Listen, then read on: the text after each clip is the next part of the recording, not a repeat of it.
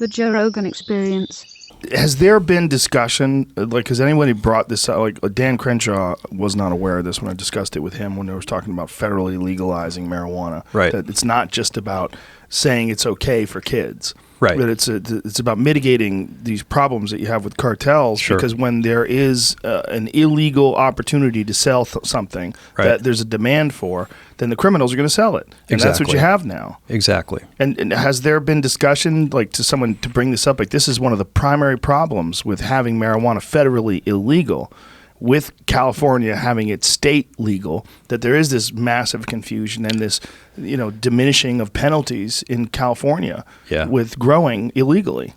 There totally is. And, you got the opposite ends of the spectrum. And here's what we're learning with regulation. And I've always said this. I said, look, if we're going to regulate, and we need to regulate to stop this black market, let's do it smart. Let's, for one, everything we really tried to push here in California was regulate legitimate cannabis the correct way, keep people safe. Test it. Make sure those pesticides, the cartel pesticides, aren't absolutely, man. And as long as people aren't hurting themselves or other people, they're not destroying waterways, we're not getting in gunfights over it, great. No problem. But for the outdoor trespassing with these cartels, let's take that funding and put more effort into stopping that. Let's not water it down to misdemeanors and infractions and do things like that. And even we can even take cannabis out of the equation, Joe, from the standpoint of, I remember a few years ago I was quoted by the Associated Press of saying, if cherry tomatoes were so desired on the black market and were illegal, and people were paying $4,000 a pound for cherry tomatoes, we'd be having gunfights over cherry tomatoes and having banned poisons on cherry tomatoes that our kids would be eating in their salads, because of the black market. So you can take, cannabis even out of the equation and look at the environmental impacts and look at the public safety. But we have to do something to regulate this thing uniformly over across the board, and we have to break the black market. But what I've seen, and I go into the last chapter of my new book, Hidden War, extensively on this, is what are the challenges moving forward after seeing regulation in play for 2 years? Boots on the ground, watching it, and having a great relationship with legitimate cannabis growers. And I'll tell you a few stories that really opened my eyes and got us unified, right? Because the whole thing is we need to be unified on this concept, not polarized left or right, anti-cannabis, pro-cannabis. Let's get unified on environmental safety, public safety, all of it. But because of how we've regulated and the licensing fees and the protocol and everything else, we've had all of these, black market growers in the 215 days that wanted to get legal and saw everything coming and the cost to do it and being on Big Brother's radar or law enforcement's radar, and they backed out. Like in Humboldt County, we had I want to say in the better part of 10 to 50,000 growers ready to regulate, and we barely got 1,000, and they went, I can't afford to go through this permitting process. I can't afford the delays, so I'm just going to go back on the black market. I'm not going to be on the radar. Wow. And that has to stop if we're going to regulate, right? Yeah. The thing that was really interesting, and I never saw this coming, but when we were about to roll out Prop 64 and, it had been voted for recreational and the medical laws were tightening up, I was the first law enforcement guy, being from a marijuana enforcement team, to go into these California Grower Association hosted grower meetings. And my first one was in Santa Cruz, right over the hill from my place, right? And I mean, I'm in the BDUs, the camo bottoms, the polo. I'm going into my my training attire for Met, and the look on 500 growers' faces when I walked into that meeting, just like, what's he doing here? Conflict of interest. He's working us. He's got guys watching our license plates, and I'm just like, guys, everybody breathe. I'm going to tell you a story. I'm going to show you a PowerPoint. It's going to be graphic. I'm not here to work anybody. I'm here to unify. Just hear what I have to say. No judgment. And so I was Were these guys aware of how big the situation was before you showed them that? I would have thought so, because they're in the industry, right? They know weed better than just about anybody. Yeah, they're high all the time. They're not seeing the cartel. They're not paying attention. They're just growing pot. Yeah, that's all. I didn't see that guy. Was that kind of trail camera? Why's he got a backpack like 300 pounds of pipe? Yeah. But anyway. Explain that. I mean, these guys literally would back in hundreds and hundreds of yards of pipe and of tubing, like for hoses on their back. Oh, they're tough. Yeah, I've got photos in the new book on trail cam with felt on their feet, covering their tracks with these sea bags, 100 plus pounds, and a spool of pipe going up, man. People don't know how hard that is to do. I mean, if these guys just took a legit job, they'd be like the best employees you'd ever have. Oh, they would, man. They're tough, and to look at the environment they live in for 6 months, man. Yeah. They're all outdoors. But I was at this meeting, and I gave the presentation. I talked about it, and it was crazy to see a look of shock on these grower groups' faces. I mean, some women were in tears. Some of the guys were just like pissed off and pumping their fists, and they're like, that's bullshit. We are not about that. We're not about doing anything bad with our water. We like our wildlife. We just want to grow cannabis. We want to be regulated, and it was such a turnaround, from the traditional relationship between law enforcement and the cannabis world, and to be the one guy there with all of the growing community there, and then go from complete horror that I was there as an adversary or judgment or anything of that, or, to do anything negative from an enforcement standpoint, to suddenly having real talks of what was going out. And I could kind of see the authenticity, the genuineness on some of their faces, the way they reacted to my slides, to the videos. And so when I left that first meeting, I remember I just got flooded at my patrol truck, and I had Apollo with me, my little lab, and she's an icebreaker. I thought, well, it could be an interesting meeting. I should have the dog for pets, And she jumped in, and all these growers were coming to my truck, and I'm packing up my stuff, and I'm like, wow, this is weird. And it was all these, farmer supervisors from all over the state, Mendocino County, up in the Emerald Triangle, Santa Cruz, and they're just giving me their cards, and I go, hey, Lieutenant, I have workers, I have resources. We will hike in and clean up a grow with you. Let us help the Met team. Let us help the cannabis program, whatever we can do. And no charge. And that was genuine, man. I was really, really taken back by that in a positive way. And I realized if we get the legitimate farmers on our side and they're aware of this, they will help market that message. Also, they have money.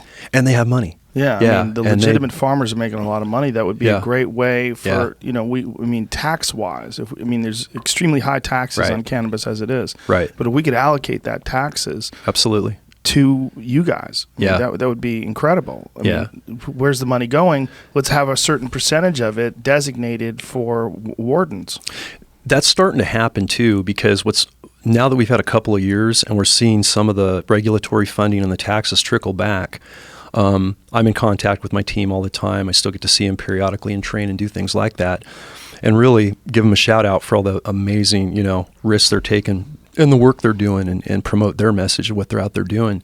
But the money's starting to come back to us now. So we're starting to get equipment. We're starting to get more bodies. We're starting to get like overtime funding. So the ridiculous long hours our small team works, they're compensated for. That just happened literally, within a month or two of being on the show with you. So we're seeing some positives from that. Get those rates raised. We're trying. Yeah, we're trying. Alert the press. 40% is disgusting. Hey, this coffee's awesome. Pretty damn good. Oh Shout out to Laird Hamilton. Laird Hamilton, man. I'm not even a coffee drinker, and I'm loving this stuff. It's great stuff. I'm a convert now. It makes your mouth smack though. It gives you a little. It does a little. Yeah, you gotta you gotta clear your throat a lot. Yeah. It's coconut oil and turmeric and all that jazz. Healthy. Yeah. Colorado was the first state to legalize it, and Washington State. Do they have similar problems?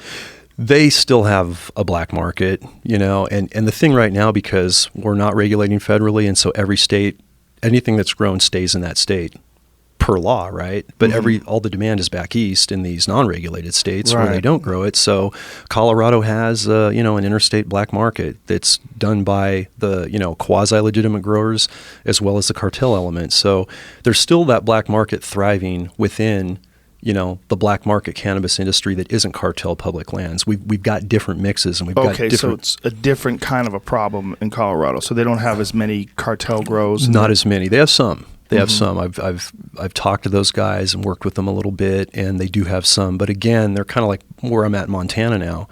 Tight little growing window.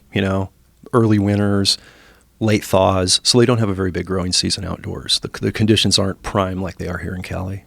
This is a giant issue that is largely undiscussed, and it's one of the reasons why I was so fascinated by that podcast. And this is one more piece of the puzzle when you're talking about border control. Right. That somehow or another we've gotten into this state in our country, this place in our country where some people want to control the border and some people don't want any borders. Right. And you have to understand that this is the number one problem with the border. The number one problem with the border is cartel violence. Right. Cartel violence, cartel crime, that's the number one problem. Yeah. And the giant percentage of these people that are coming over and doing illegal activity are doing it because it's profitable. Right. And the reason why it's profitable is because it's illegal.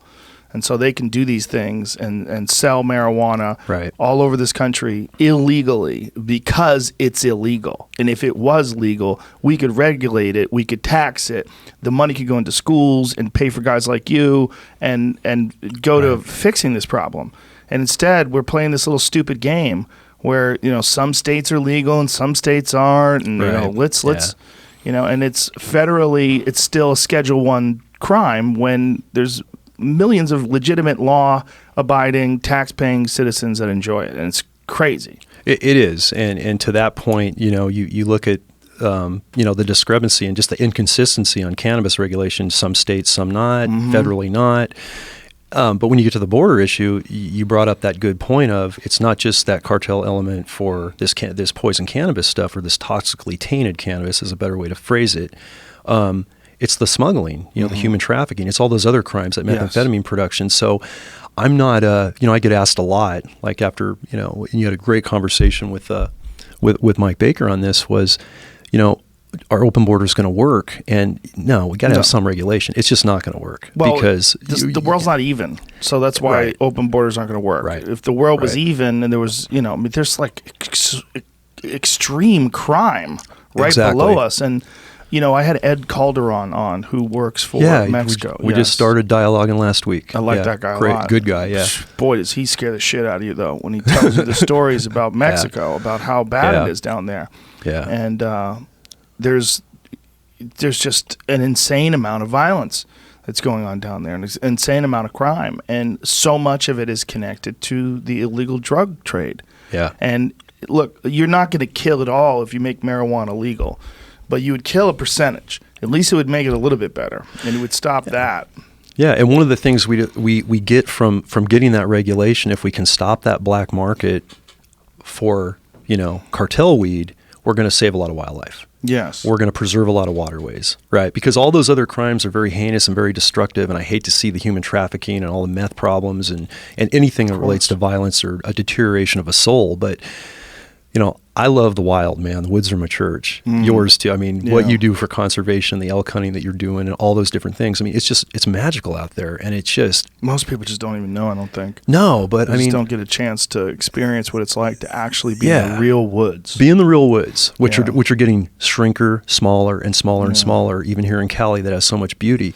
But I look at it this way. I said, look. If we lose all of our open space to a problem like this, and it compounds the problem, and we lose our wildlife and good water, you may not be into the outdoors right now. You might be a preservationist. You might be, you know, on your freaking digital device all the time and looking at wildlife through a screen. But if you ever do go out and you get that peace and tranquility and you get centered like we do, run a trail, hike a, you know, LA County mountain trail or open space, don't even get that far in the woods. It's just soothing. Yes. You know, it brings us back to our center. And, you know, if the new generations that aren't getting that from the cities can get that, or they can get their kids doing it or their grandkids or hear about it, but it's not there to go to. That to me, man, we're just not paying it forward enough. So this is something I got to stay on, and I really appreciate you and what you stand for because of the message. I think just so many people don't know. Yeah, I just think that's a big part of it. It's just they don't know. What's interesting to me too is that the allocation of resources. That it's so when you have something that's illegal, you're not getting any of that money. No.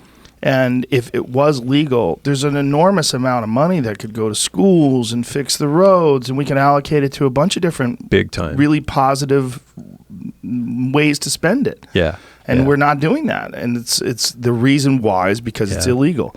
And this crime problem is very similar to what they faced during Prohibition with alcohol, and the rise of organized crime. I mean, that's where they were getting their money from because there was such a demand. Yeah. It's really a disgusting, dumb way to approach a problem that is, in many people's ideas, a social problem. That money could go to so many different positive things.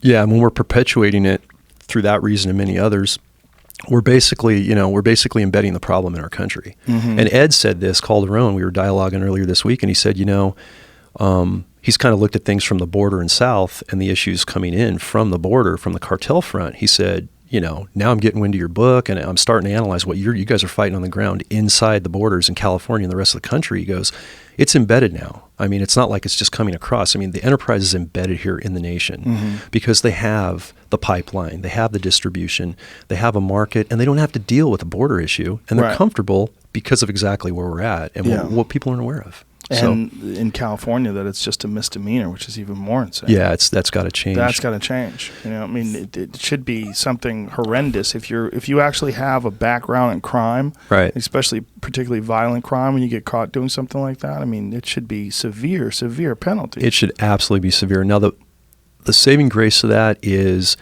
when we get the environmental crimes that we bring from the Fish and Wildlife standpoint to those charges for these guys, we get it back to felony status. Because we had an interesting thing happen as soon as all that regulation started 2 years ago, and those trespass grow crimes were watered down to what we're talking about. District attorneys all throughout the state said, "Oh man, we're not going to be able to prosecute these crimes. I mean, we're not going to have we're not going to have a jury that's sympathetic to these issues. It's not worth it." Some sheriff's departments were saying, "Hey, we know how violent these guys are. We know your team's been in like 6 gunfights, man. Your partner was almost killed in 2005 in the first one. You guys take these guys head on. You want to protect your wildlife, whatever." But they're not stopping. And it's a misdemeanor, and we can't convict them, so we're not going to play. So the backlash of those crimes being watered down, Joe, was teams stopped working it except us and like the feds, And not only that, DAs couldn't prosecute. So I remember speaking for the California District Attorney Association on this and saying, guys, there's a solution. Everybody, no matter where they sit on the cannabis spectrum, everybody hates to see Bambi dead, water poisoned. Everyone has a little bit of environmental passion in them on both sides of the fence. And that's where I say here we get to we can unify and not worry about where we sit on the for or against. And if you take these water code enhancements, if you take the felony and the penal code from the banned toxics like carbofuran, if you take a stream bed alteration diversion or dead wildlife or littering close to a state waterway, you stack all those up, you get all these penalties, and you can convict on that. Even in a sympathetic jury on, say, a cannabis issue. So we started to prosecute these cases, and they started to come back. And it's an arduous end around. It's more work than we should have to do, but we're doing it.